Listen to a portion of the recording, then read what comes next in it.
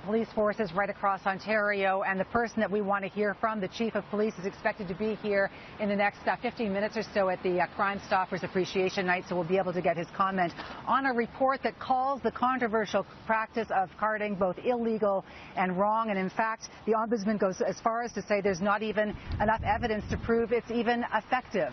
Now, just a short time ago, I had a chance to speak to one of the chief critics of carding, Desmond Cole, who says this report is vindication. I'd say I'm impressed. You know, Andre Marin, he believes this practice is a legal violation of the Charter of Rights and Freedoms. And what's more, that whatever value that the police say it has, they've never demonstrated. And that whatever value they say it has, it's not more than all of the harm that it does in our communities. All of the mistrust that it sows between the police and people who are doing nothing wrong.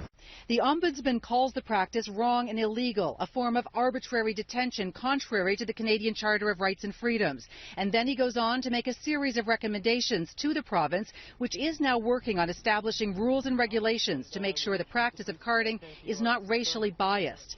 In it, Andre Marin says, tell those who are carded that they have the right to walk away, that there be no carding of anyone under the age of 18, that there be province-wide training for officers, that research into effectiveness and potential harm caused is done. As well, he recommends strict limits on the use of street checks and the retention of data gathered. This is what we in the community have been saying for a very long time, Avery. We've been saying that this practice violates our Charter of Rights, and now the Ontario Ombudsman has said the same thing. It's a vindicating report that he's written.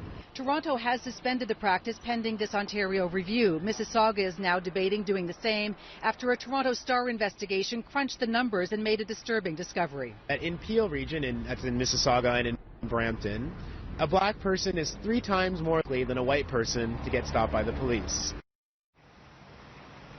Now, the new chief of police, though, has been a supporter of carding, saying that it is effective in certain circumstances, which is why we're interested to hear what his reaction will be.